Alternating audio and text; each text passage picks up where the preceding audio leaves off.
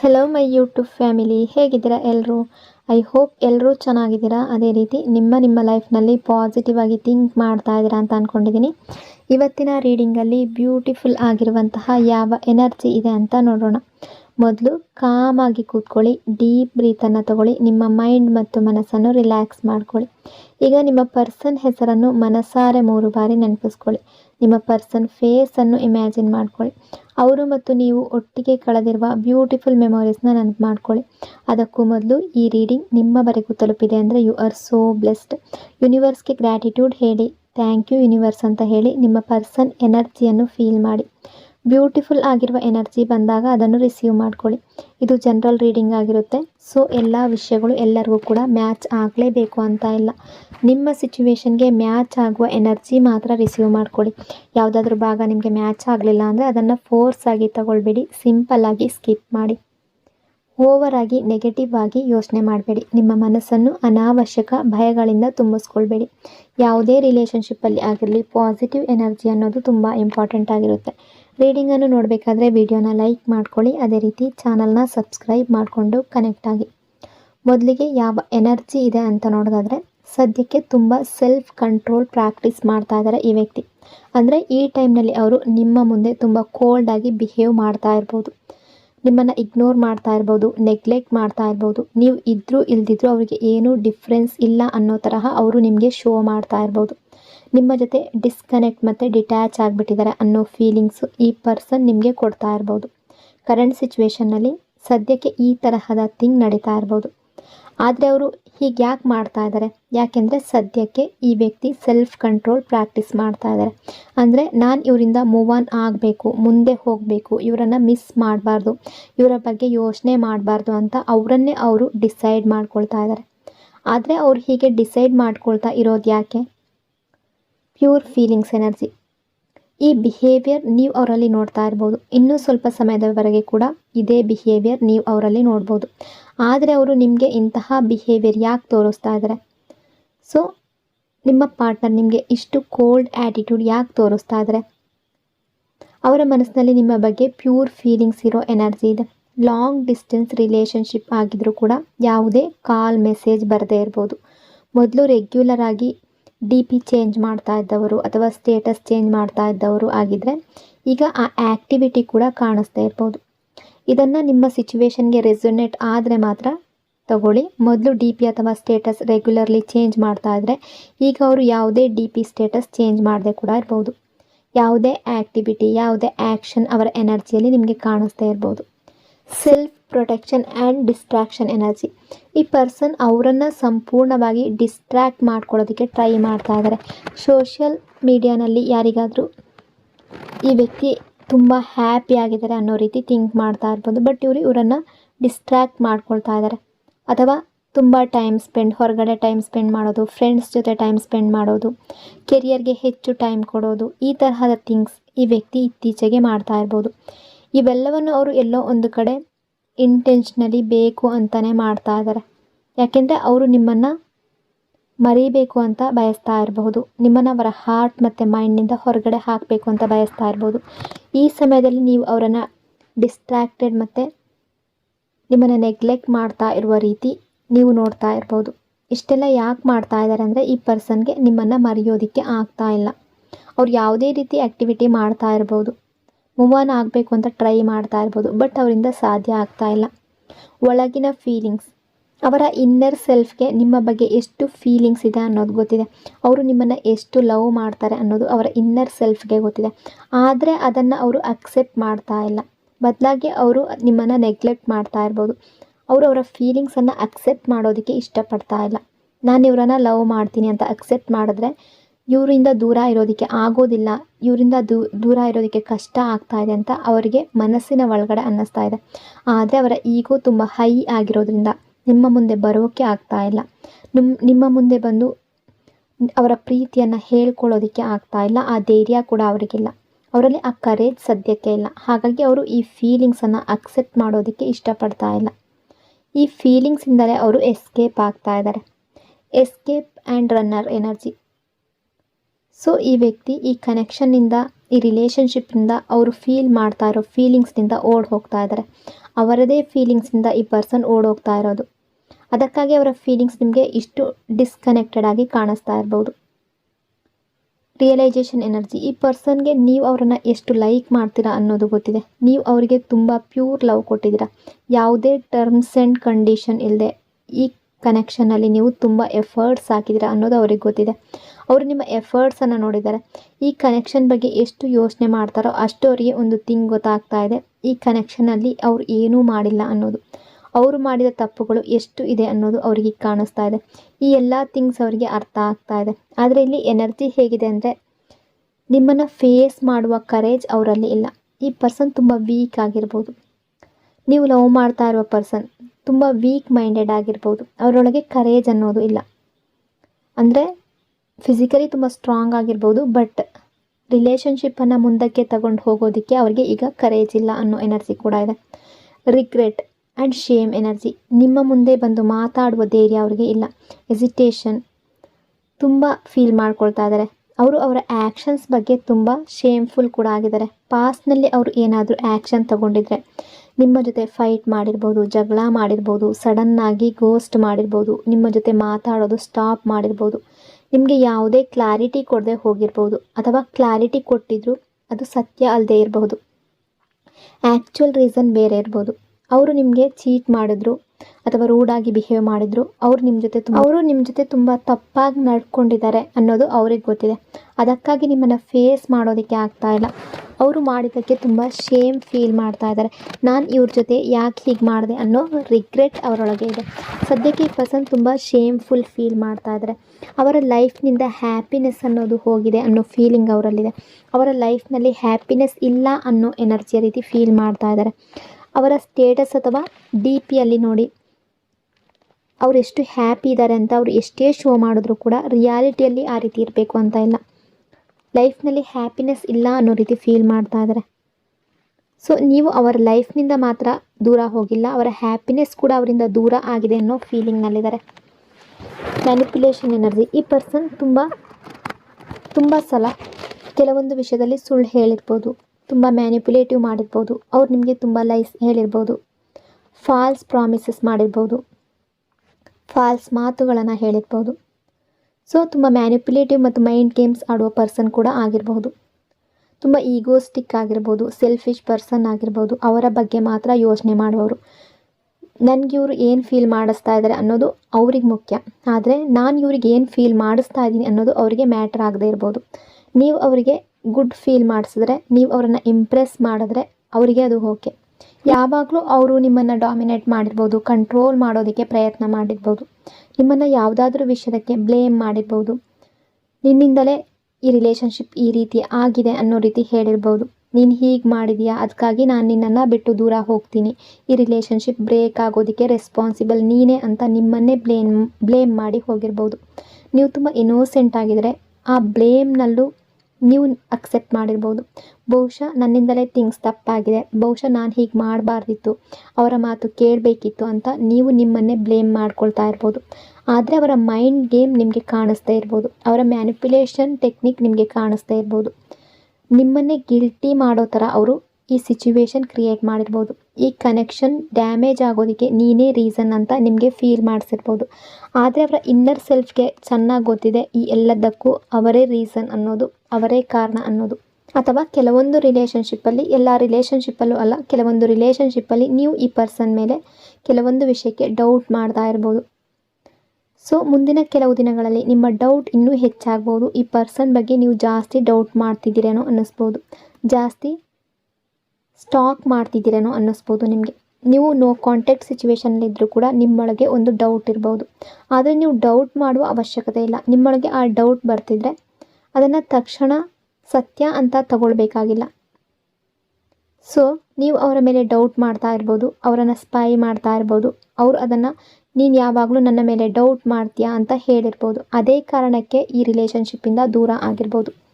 ಅಥವಾ ನೀವಿಬ್ಬರು no contact ಸಿಚುವೇಶನಲ್ಲಿ ಬಂದಿರ್ಬೋದು. ನೀವು ಮಾಡಿದ ಯಾವುದೋ ಒಂದು ಮಿಸ್ಟೇಕನ್ನು ಅವರು ರಿಪೀಟೆಡ್ಲಿ ಟಾರ್ಗೆಟ್ ಮಾಡ್ತಾ ಇರಬಹುದು. ನೀನು ಹೀಗೆ ಮಾಡ್ತಿದ್ಯಾ ಅಂತ ಒಂದು ಥಿಂಗ್ ಹಿಡ್ಕೊಂಡು ಅದನ್ನೇ ಹೇಳಿರ್ಬೋದು. ನೀನು ಹೀಗೆ ಮಾಡ್ತಿದ್ರೆ ಅದಕ್ಕಾಗಿ ನಾನು ಈ ರಿಲೇಷನ್ಶಿಪ್ಪಿಂದ ದೂರ ಹೋಗ್ತೀನಿ ಅನ್ನೋದು ಅವರ ಪ್ಲ್ಯಾನಿಂಗ್ ಆಗಿರ್ಬೋದು. Control and mind games energy. ಅವರು ಸ್ವತಃ ಎಕ್ಸಿಟ್ ಆಗೋದಕ್ಕೆ ಇಷ್ಟಪಡಲಿಲ್ಲ. ನಿಮ್ಮಿಂದ ದೂರ ಹೋಗೋದಕ್ಕೆ ಒಂದು ರೀಸನ್ ಹುಡುಕ್ತಾ ಇದ್ರು, ಒಂದು ಎಕ್ಸ್ಕ್ಯೂಸ್ ಹುಡುಕ್ತಾ ಇದ್ರು. ನಿಮ್ಮಿಂದ ದೂರ ಹೋಗೋದು ಅವರ ಪ್ಲ್ಯಾನಿಂಗ್ ಆಗಿರ್ಬೋದು, ಆದರೆ ಅವರು ತಾವೇ ಬ್ಯಾಡ್ ಪರ್ಸನ್ ಆಗಿ ಕಾಣಿಸ್ಕೊಳ್ಳೋದಕ್ಕೆ ಇಷ್ಟಪಡಲಿಲ್ಲ. ನೀವು ಅವರನ್ನು ರಾಂಗ್ ಅಂತ ಅಂದ್ಕೊಳ್ಳೋದು ಅವರಿಗೆ ಬೇಡವಾಗಿತ್ತು. ಬದಲಾಗಿ ನೀವು ನಿಮ್ಮನ್ನೇ ಬ್ಯಾಡ್ ಫೀಲ್ ಮಾಡ್ಕೊಳ್ಬೇಕು ಅಂತ ಬಯಸಿದ್ರು. ನನ್ನಿಂದಲೇ ಅವರು ದೂರ ಹೋದರು ಅಂತ ನೀವು ಫೀಲ್ ಮಾಡಬೇಕು ಅನ್ನೋದು ಅವರ ಮೈಂಡ್ ಸೆಟ್ ಆಗಿರ್ಬೋದು. ಸೊ ಇದು ಎಲ್ಲ ಅವರ ಬ್ಲೇಮ್ ಗೇಮ್ ಆಗಿರ್ಬೋದು, ಅವರ ಮೈಂಡ್ ಸೆಟ್, ಅವರು ನಿಮ್ಮ ಜೊತೆ ಆಡಿದ ಮೈಂಡ್ ಗೇಮ್ ಕೂಡ ಆಗಿರ್ಬೋದು. Emotional detachment and control energy. ಈ ಪರ್ಸನ್ ತುಂಬ ಮೈಂಡ್ ಗೇಮ್ಸ್ ಆಡುವ ಪರ್ಸನ್ ಕೂಡ ಆಗಿರ್ಬೋದು. ಮೊದಲು ನಿಮಗೆ ಅವರ ಹ್ಯಾಬಿಟನ್ನು ಮಾಡಿಸ್ತಾರೆ, ಅಂದರೆ ಅವರು ಇಲ್ಲದೆ ಅವರಿಂದ ದೂರ ಆಗಿ ಇರೋದಕ್ಕೆ ಆಗೋದಿಲ್ಲ ಅನ್ನೋ ಹ್ಯಾಬಿಟ್ ಮಾಡಿಸಿರ್ಬೋದು. ಮೊದಲು ನೀವು ಇವರನ್ನು ಬಿಟ್ಟು ಹೋಗಬಾರ್ದು ಅನ್ನೋ ಥರ ನಿಮ್ಮೊಳಗೆ ಒಂದು ಹ್ಯಾಬಿಟ್ ಕ್ರಿಯೇಟ್ ಮಾಡ್ತಾರೆ. ನಂತರ ಅವರು ನಿಮಗೆ ಅವರ ಸಪೋರ್ಟ್ ತುಂಬ ಬೇಕು ಅನ್ನೋ ಸ್ಟೇಜ್ಗೆ ಬಂದಾಗ ಈ ಪರ್ಸನ್ ನಿಮ್ಮನ್ನು ಬಿಟ್ಟು ಹೋಗಿರ್ಬೋದು. ಅಂದರೆ ಸಪೋರ್ಟ್ ಅಂದರೆ ಎಮೋಷ್ನಲಿ ಆಗಿರ್ಬೋದು. ನೀವು ನಿಮ್ಮ ಎಲ್ಲ ಫೀಲಿಂಗ್ಸನ್ನು ಹೇಳ್ಕೊಳ್ತಾ ಇರಬಹುದು, ತುಂಬ ಅಟ್ಯಾಚ್ಮೆಂಟನ್ನು ಬೆಳೆಸ್ಕೊಂಡಿರ್ಬೋದು. ಆ ಸಂದರ್ಭದಲ್ಲಿ ನಿಮ್ಮಿಂದ ದೂರ ಆಗಿರ್ಬೋದು. ಸಡನ್ನಾಗಿ ಡಿಟ್ಯಾಚ್ ಮಾಡೋದು, ಅದು ನಿಮಗೆ ತುಂಬ ಪೇಯ್ನ್ ಕೊಡುತ್ತೆ. ಅದೇ ನಿಮಗೆ ತುಂಬ ಪೇಯ್ನ್ ಕೊಟ್ಟಿರಬಹುದು. Big promises and commitment energy. ಈ ಪರ್ಸನ್ ತುಂಬ ದೊಡ್ಡ ದೊಡ್ಡ ಪ್ರಾಮಿಸಸ್ ಮಾಡಿರ್ಬೋದು, ಕಮಿಟ್ಮೆಂಟ್ ಬಗ್ಗೆ, ಸ್ಟೆಬಿಲಿಟಿ ಬಗ್ಗೆ ಹೇಳಿರ್ಬೋದು.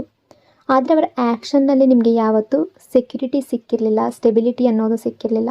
ಅಂದರೆ ರಿಲೇಷನ್ಶಿಪ್ ಯಾವಾಗಲೂ ಆನ್ ಆ್ಯಂಡ್ ಆಫ್ ಆಗಿರ್ಬೋದು. ಅವರ ಮೂಡ್ಗೆ ತಕ್ಕ ಹಾಗೆ ಅವರು ತುಂಬ ಒಳ್ಳೆಯ ಮೂಡ್ನಲ್ಲಿದ್ದಾಗ ರಿಲೇಷನ್ಶಿಪ್ಪಲ್ಲಿ ಇರೋದು ಮತ್ತು ಹೋಗೋದು, ಈ ರೀತಿ ಮಾಡಿರ್ಬೋದು. ಈ ಕನೆಕ್ಷನ್ನಲ್ಲಿ ಸ್ಟೆಬಿಲಿಟಿ ಇರಲಿಲ್ಲ, ಸೆಕ್ಯುರಿಟಿ ಇರಲಿಲ್ಲ. ನೀವು ಈ ಪರ್ಸನ್ ಮೇಲೆ ಡೌಟ್ ಮಾಡ್ತಾ ಇದ್ದಿದ್ದು ಇದೇ ಕಾರಣದಿಂದ ಕೂಡ ಆಗಿರಬಹುದು. ಸೊ ಕೆಲವೊಂದು ಥಿಂಗ್ಸ್ ನಿಮಗೆ ತುಂಬ ಹರ್ಟ್ ಆಗಿರಬಹುದು. Awakening and realization energy. ಇಲ್ಲಿ ಅವೇಕ್ನಿಂಗ್ ಅನ್ನೋದು ಬಂದಿದೆ, ಅಂದರೆ ಇನ್ನೂ ಬದಲಾಗಬೇಕು, ಇಂಪ್ರೂವ್ ಆಗಬೇಕು ಅನ್ನೋ ಒಂದು ಅವೇಕ್ನಿಂಗ್ ಕಾಲ್. ಅವರಿಗೆ ತುಂಬ ಚಾನ್ಸಸ್ ಸಿಕ್ಕಿತ್ತು, ಇಂಪ್ರೂವ್ ಆಗು, ಚೇಂಜ್ ಆಗು ಅನ್ನೋ ಆಪರ್ಚುನಿಟೀಸ್ ಬಂದಿತ್ತು. ಆದರೆ ಅವರು ಚೇಂಜ್ ಆಗಲಿಲ್ಲ. ಈಗ ಅವರ ಲೈಫ್ನಲ್ಲಿ ಒಂದು ಸ್ಟ್ರಾಂಗ್ ಟರ್ನಿಂಗ್ ಪಾಯಿಂಟ್ ಬರ್ತಾ ಇರ್ಬೋದು. ಅವರ ಲೈಫ್ನಲ್ಲಿ ತುಂಬ ಚೇಂಜಸ್ ಅನ್ನೋದು ಬರ್ತಾ ಇರ್ಬೋದು. Pain energy. ಅವರ ಲೈಫ್ನಲ್ಲಿ ಯಾವುದೋ ಒಂದು ಸಿಚುವೇಷನಲ್ಲಿ ಸ್ಟಕ್ ಆಗಿರ್ಬೋದು. ಸೊ ಅವರು ನಿಮಗೆ ಏನು ಪೇಯ್ನ್ ಕೊಟ್ಟರು, ನಿಮಗೆ ಕೊಟ್ಟ ಹರ್ಟ್, ಅದರ ರೆಸ್ಪಾನ್ಸಿಬಿಲಿಟಿ ಅವರೇ ಫೀಲ್ ಮಾಡ್ಬೋದು. ಯಾರಾದರೂ ನನ್ನ ಜೊತೆ ಹೀಗೆ ಮಾಡಿದ್ರೆ ನಾನು ಹೇಗೆ ಫೀಲ್ ಮಾಡ್ತೀನಿ ಅನ್ನೋದನ್ನು ಅವರು ಅರ್ಥ ಮಾಡ್ಕೊಳ್ಬೋದು. ಅವರ ಲೈಫ್ನಲ್ಲಿ ಒಂದು ಸಿಚುವೇಶನ್ ಅನ್ನೋದು ನಡೀತಾ ಇರ್ಬೋದು. ಅವರು ನಿಮ್ಮಿಂದ ದೂರ ಹೋಗಿ ಯಾವ ನೋವಿನಲ್ಲಿದ್ದಾರೆ, ಅದು ನೀವು ಅನುಭವಿಸಿದ ನೋವು ಕೂಡ ಆಗಿರ್ಬೋದು. Maturity and emotional realization energy. ಈ ಪರ್ಸನ್ ಮುಂದೆ ಮೆಚ್ಯೂರ್ ಆಗ್ತಾರೆ ಅನ್ನೋ ಎನರ್ಜಿ ಇದೆ. ಅವರು ನಿಮ್ಮ ಎಮೋಷನ್ಸ್ ಜೊತೆ ಆಟ ಆಡಿದ್ದಾರೆ ಅನ್ನೋದು ಅವರಿಗೆ ಅರ್ಥ ಆಗುತ್ತೆ. ನಿಮ್ಮ ಫೀಲಿಂಗ್ಸ್ ಜೊತೆ ಅವರು ಆಟ ಆಡಿದ್ದಾರೆ ಅನ್ನೋದು ಅವರಿಗೆ ಅರ್ಥ ಆಗುತ್ತೆ. ನಿಮಗೆ ಎಲ್ಲೋ ಒಂದು ಕಡೆ ಈ ಪರ್ಸನ್ ನನ್ನ ಫೀಲಿಂಗ್ಸ್ ಜೊತೆ ಆಟ ಆಡಿದ್ದಾರೆ ಅನ್ನೋ ಫೀಲಿಂಗ್ ಇದೆ. ಈ ಪರ್ಸನ್ ನಿಮ್ಮ ಎಮೋಷನ್ಸ್ ಜೊತೆ ಆಟ ಆಡಿದ್ದಾರೆ. ಮುಂದೆ ಯಾರಾದರೂ ಅವರ ಎಮೋಷನ್ಸ್ ಜೊತೆ ಆಟ ಆಡಿದಾಗ ಅವರಿಗೆ ಆ ಪೇಯ್ನ್ ಅರ್ಥ ಆಗ್ಬೋದು. ಆಗ ಅವರಲ್ಲಿ ಮೆಚ್ಯೂರಿಟಿ ಅನ್ನೋದು ಬರ್ಬೋದು. ಅವರು ಮಾಡಿದ ದೊಡ್ಡ ಮಿಸ್ಟೇಕ್ ಅವರಿಗೆ ಅರ್ಥ ಆಗ್ಬೋದು. ಆದರೆ ಈ ಹೋಲ್ ಪ್ರೊಸೆಸ್ಗೆ ಟೈಮ್ ಬೇಕಾಗ್ಬೋದು. ಸೊ ಇಮಿಡಿಯೇಟ್ಲಿ ಹ್ಯಾಪನ್ ಆಗದೇ ಇರ್ಬೋದು. ಕೆಲವು ಜನರಿಗೆ ಇದು ಡಿಲೇ ಕೂಡ ಆಗ್ಬೋದು. ದೊಡ್ಡ ಚೇಂಜಸ್ ಬರೋದಕ್ಕೆ ಸ್ವಲ್ಪ ಟೈಮ್ ಕೂಡ ಬೇಕಾಗ್ಬೋದು. Strong attraction energy. ಈ ಪರ್ಸನ್ ಜೊತೆ ನಿಮಗೆ ತುಂಬ ಸ್ಟ್ರಾಂಗ್ ಅಟ್ರ್ಯಾಕ್ಷನ್ ಇರ್ಬೋದು. ಅವರು ತುಂಬ ಗುಡ್ ಲುಕ್ಕಿಂಗ್ ಆಗಿರ್ಬೋದು.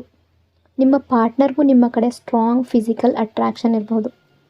ಆದರೆ ಈ ಪರ್ಸನ್ ಅವರ ಎಮೋಷನ್ಸ್ ಮತ್ತು ಫೀಲಿಂಗ್ಸನ್ನು ಹೆಚ್ಚು ಎಕ್ಸ್ಪ್ರೆಸ್ ಮಾಡೋದಿಲ್ಲ. ಅವರ ನೇಚರ್ ಸ್ವಲ್ಪ ಶೈ ಆಗಿರ್ಬೋದು. ನೀವು ನಿಮ್ಮ ಡಿಸೈರ್ಸ್ ಮತ್ತು ಫೀಲಿಂಗ್ಸ್ ಓಪನ್ ಆಗಿ ಹೇಳಿಬಿಡ್ತೀರ. ನೀವು ಯಾವಾಗಲೂ ಏನು ಫೀಲ್ ಮಾಡ್ತೀರೋ ಅದನ್ನು ಹೇಳ್ತೀರಾ. ಆದರೆ ಈ ವ್ಯಕ್ತಿ ಅವ್ರು ಏನು ಫೀಲ್ ಮಾಡ್ತಾ ಇದ್ದಾರೆ ಅನ್ನೋದನ್ನು ಓಪನ್ ಆಗಿ ಹೇಳೋದಕ್ಕೆ ಆಗೋದಿಲ್ಲ.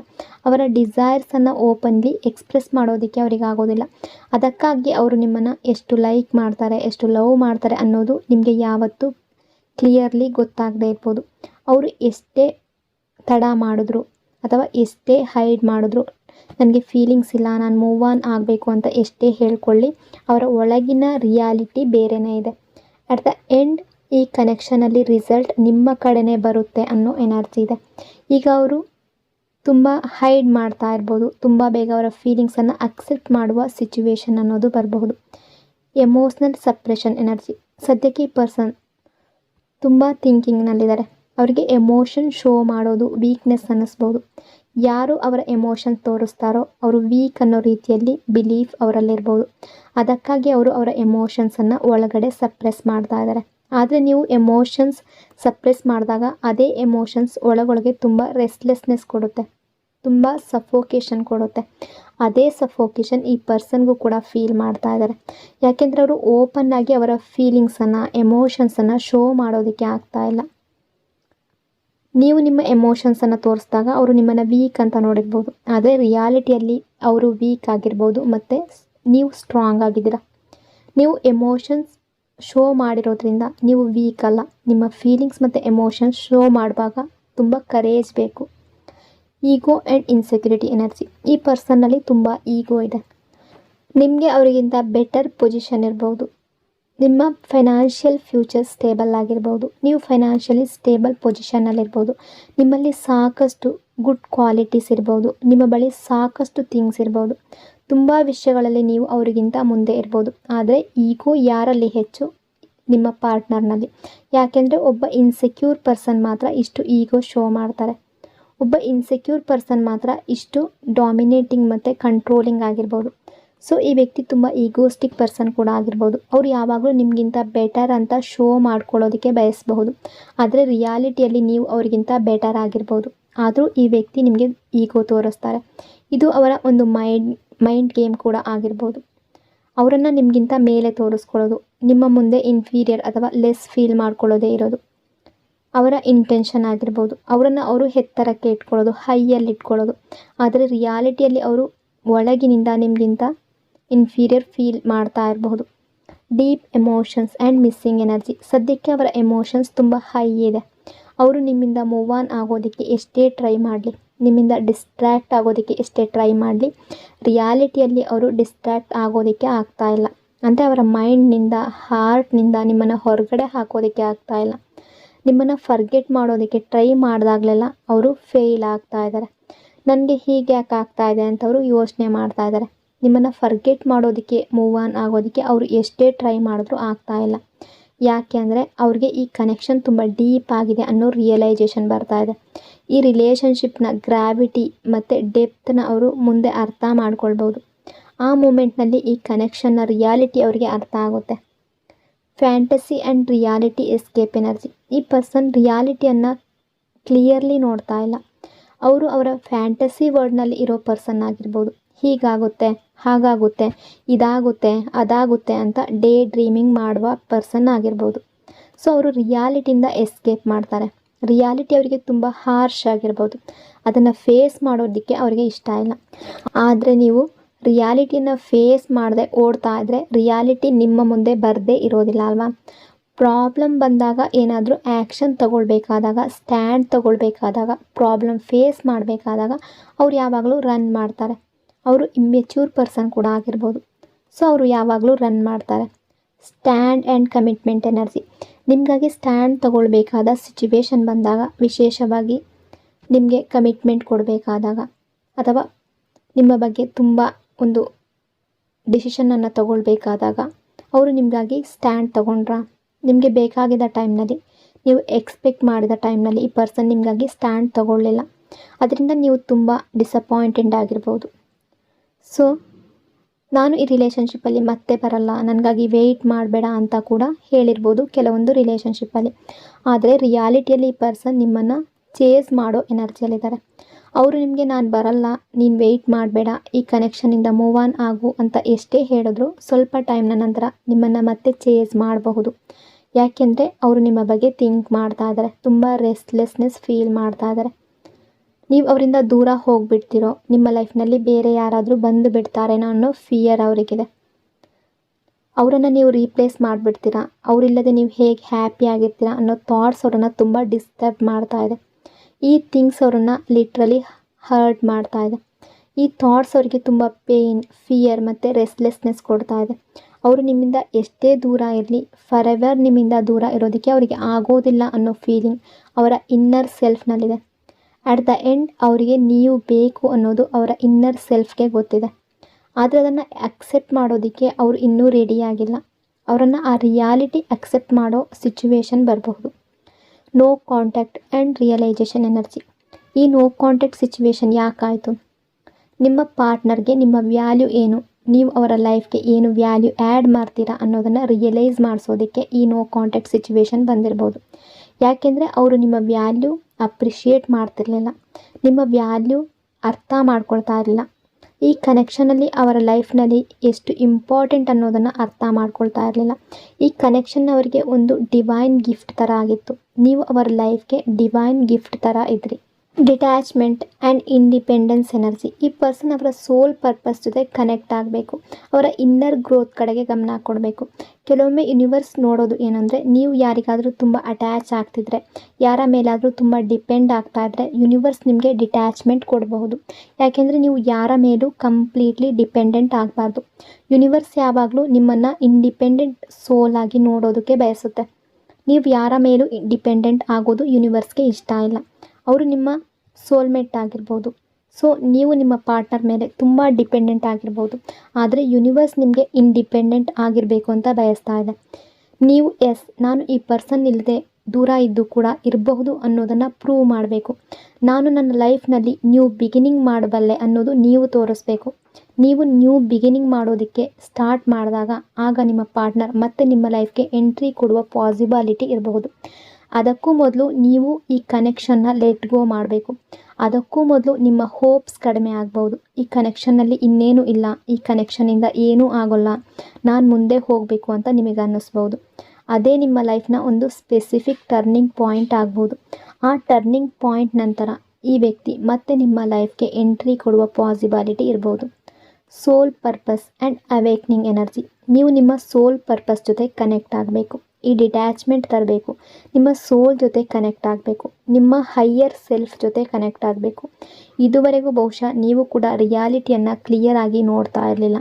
ನಿಮ್ಮ ಪಾರ್ಟ್ನರ್ ಹೇಗೆ ರಿಯಾಲಿಟಿ ನೋಡ್ತಾ ಇರಲಿಲ್ವೋ ಹಾಗೆ ಇಲ್ಲಿ ಇಬ್ಬರಿಗೂ ಅವೇಕ್ನಿಂಗ್ ಬೇಕು ಅನ್ನೋ ಎನರ್ಜಿ ಇದೆ. ಅಂದರೆ ನಿಮಗೂ ಅವೇಕ್ನಿಂಗ್ ಬೇಕಿರ್ಬೋದು, ನಿಮ್ಮ ಪಾರ್ಟ್ನರ್ಗೂ ಅವೇಕ್ನಿಂಗ್ ಬೇಕಾಗಿರ್ಬೋದು. ನೀವು ಇನ್ನಷ್ಟು ಅವೇಕನ್ ಆಗಬೇಕು. ನಿಮ್ಮ ಮೇಲೆ ಇನ್ನೂ ತುಂಬ ಕೆಲಸ ಮಾಡಬೇಕು. ನಿಮ್ಮ ಗ್ರೋತ್ ಮೇಲೆ ವರ್ಕ್ ಮಾಡಬೇಕು. ಸೊ ನಿಮ್ಮ ಮೇಲೆ ವರ್ಕ್ ಮಾಡಿ. ನೀವು ನಿಮ್ಮ ಮೇಲೆ ವರ್ಕ್ ಮಾಡಿದಾಗ ನಿಮ್ಮ ಲೈಫ್ನಲ್ಲಿ ಗ್ರೋತ್ ಅನ್ನೋದು ಬರುತ್ತೆ. ಅದೇ ಗ್ರೋತ್ ನಿಮ್ಮ ಲೈಫ್ಗೆ ಸಕ್ಸಸ್ ಅನ್ನೋದು ತರುತ್ತೆ. Absence and missing energy. ಸದ್ಯದ ಕರೆಂಟ್ ಎನರ್ಜಿಯಲ್ಲಿ ಈ ವ್ಯಕ್ತಿ ನಿಮ್ಮ ಆ್ಯಬ್ಸೆನ್ಸನ್ನು ತುಂಬ ಸ್ಟ್ರಾಂಗ್ಲಿ ಫೀಲ್ ಮಾಡ್ತಾ ಇದ್ದಾರೆ. ನೀವು ಅವರ ಲೈಫ್ನಲ್ಲಿ ದೂರ ಇದ್ದೀರಾ ಅನ್ನೋದು ತುಂಬ ಕ್ಲಿಯರಾಗಿ ಫೀಲ್ ಆಗ್ತಾ ಇದೆ. ನೀವು ಇಲ್ಲದೆ ಅವರ ಲೈಫ್ ಖಾಲಿ ಆಗಿದೆ ಅನ್ನೋ ಫೀಲಿಂಗ್ ಇದೆ.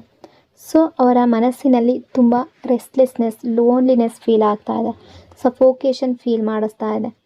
ಸೊ ನಿಮ್ಮ ಆ್ಯಬ್ಸೆನ್ಸನ್ನು ಅವರು ತುಂಬ ಸ್ಟ್ರಾಂಗ್ ಲೆವೆಲ್ನಲ್ಲಿ ಫೀಲ್ ಮಾಡ್ತಾ ಇದ್ದಾರೆ.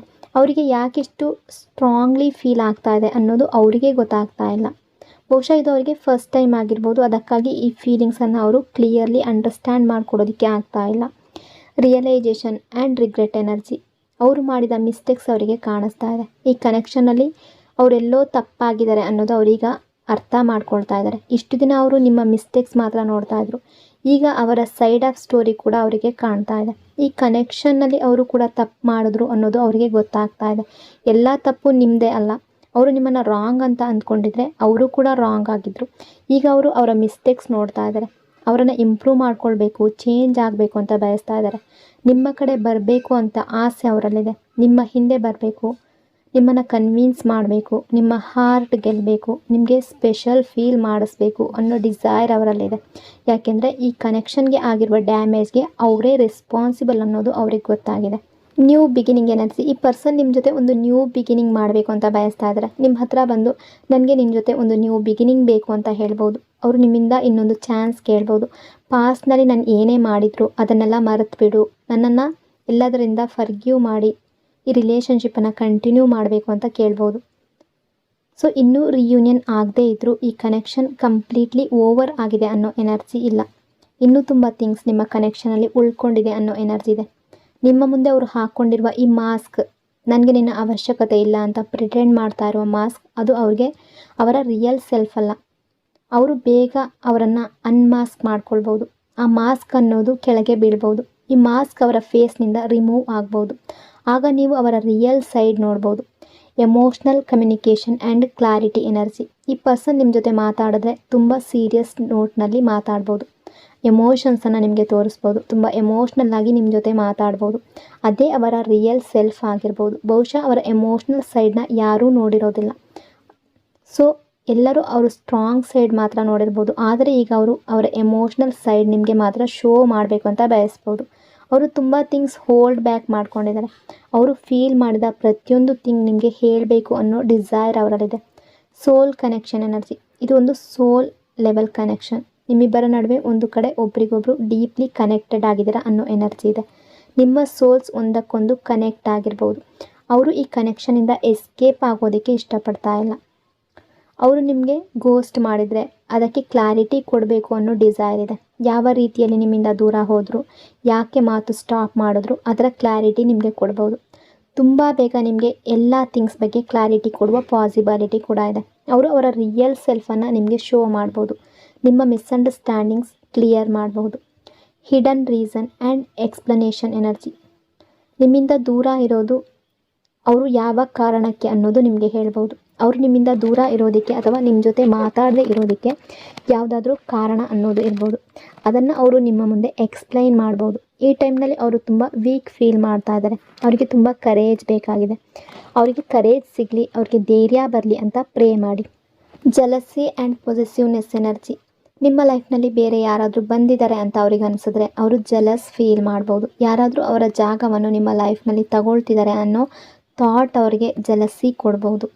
ಅವರಿಗೆ ಈ ರಿಲೇಷನ್ಶಿಪ್ಪಲ್ಲಿ ವಿಕ್ಟ್ರಿ ಅನ್ನೋದು ಬೇಕು, ನಿಮ್ಮ ಟ್ರಸ್ಟ್ ಗೆಲ್ಲಬೇಕು, ಸಕ್ಸಸ್ ಅನ್ನೋದು ಬೇಕು ಅನ್ನೋ ಡಿಸೈರ್ ಇದೆ. ಅವರು ನಿಮ್ಮನ್ನು ಚೂಸ್ ಮಾಡಬೇಕು ಅಂತ ಬಯಸ್ತಾ ಇದ್ದಾರೆ. ಅವರೊಂದು ಡಿಸಿಷನ್ ತೊಗೊಂಡಿರ್ಬೋದು. ಇಷ್ಟು ದಿನ ಆ ಡಿಸಿಷನ್ ತೊಗೊಳ್ದೇ ಇದ್ದಿದ್ರೆ ಈಗ ಅವರು ನಿಮ್ಮನ್ನು ಎಲ್ಲರಿಗಿಂತ ಮೇಲೆ ಚೂಸ್ ಮಾಡಿರ್ಬೋದು. ನಿಮಗೆ ಪ್ರಿಯಾರಿಟಿ ಕೊಡಬೇಕು ಅಂತ ಬಯಸ್ತಾ ಇದ್ದಾರೆ. Insecurity and final choice energy, ನಿಮ್ಮ ಪಾರ್ಟ್ನರ್ ತುಂಬ ಇನ್ಸೆಕ್ಯೂರ್ ಎನರ್ಜಿ ಕೂಡ ಇದೆ. ಅದೇ ಕಾರಣಕ್ಕೆ ಅವರು ತುಂಬ ಸಲ ಈ ರೀತಿಯಾಗಿ ರಿಯಾಕ್ಟ್ ಮಾಡಿರ್ಬೋದು. ಆದರೆ ಈಗ ಅವರು ಆ ಎಲ್ಲ ಥಿಂಗ್ಸ್ ಹಿಂದೆ ಬಿಟ್ಟು ನಿಮ್ಮ ಕಡೆ ಬರಬೇಕು ಅಂತ ಬಯಸ್ತಾ ಇದ್ದಾರೆ. ಬಟ್ ಏನೇ ಇದ್ದರೂ ಕೂಡ ನಿಮ್ಮ ಲೈಫ್ನ ಡಿಸಿಷನ್ಸನ್ನು ನಿಮ್ಮ ಸೆಲ್ಫ್ ರೆಸ್ಪೆಕ್ಟ್, ರಿಯಾಲಿಟಿ ಮತ್ತು ನಿಮ್ಮ ಓನ್ ಆ್ಯಕ್ಷನ್ಸ್ ಆಧಾರದ ಮೇಲೆ ನೀವು ತಗೊಳ್ಬೇಕಾಗುತ್ತೆ. ಇವತ್ತಿನ ಗೈಡೆನ್ಸ್ ಏನು ಅಂತ ನೋಡೋದಾದರೆ, ಯಾರಾದರೂ ನಿಮ್ಮನ್ನು ಚೂಸ್ ಮಾಡ್ತಾರಾ ಅನ್ನೋದಕ್ಕಿಂತ ಮೊದಲು ನೀವು ನಿಮ್ಮನ್ನೇ ಚೂಸ್ ಮಾಡ್ಕೊಳ್ಳಿ. ನಿಮ್ಮ ಸೆಲ್ಫ್ ವರ್ತ್, ಪೀಸ್ ಮತ್ತು ಫ್ಯೂಚರ್ ಯಾರೊಬ್ಬರ ಬಿಹೇವಿಯರ್ ಮೇಲೂ ಡಿಪೆಂಡ್ ಆಗಬಾರ್ದು. ನೀವು ನಿಮ್ಮ ಮೇಲೆ ವರ್ಕ್ ಮಾಡ್ತಾ ಹೋದ ರೀತಿ ನಿಮ್ಮ ಲೈಫ್ನಲ್ಲಿ ಹೊಸ ಗ್ರೋತ್ ಮತ್ತು ಸಕ್ಸಸ್ಗೆ ಜಾಗ ಸಿಗುತ್ತೆ. ಸೊ ಇದು ಇವತ್ತಿನ ಎನರ್ಜಿ. ಈ ರೀಡಿಂಗ್ ನಿಮಗೆ ಇಷ್ಟ ಆಗಿದೆ ಅಂದ್ಕೊಂಡಿದ್ದೀನಿ. ಇಷ್ಟ ಆಗಿದ್ದರೆ ಪಾಸಿಟಿವ್ ಆಗಿ ಕಮೆಂಟ್ ಮಾಡಿ. ಇನ್ನೊಂದು ಬ್ಯೂಟಿಫುಲ್ ರೀಡಿಂಗಲ್ಲಿ ಮತ್ತೆ ಸಿಗ್ತೀನಿ. ಅಲ್ಲಿವರೆಗೂ ಟೇಕ್ ಕೇರ್. ನಿಮ್ಮ ಪ್ರೀತಿ, ನಿಮ್ಮ ಸಪೋರ್ಟ್ಗೆ thank you so much. Lots and lots of love. God bless you all.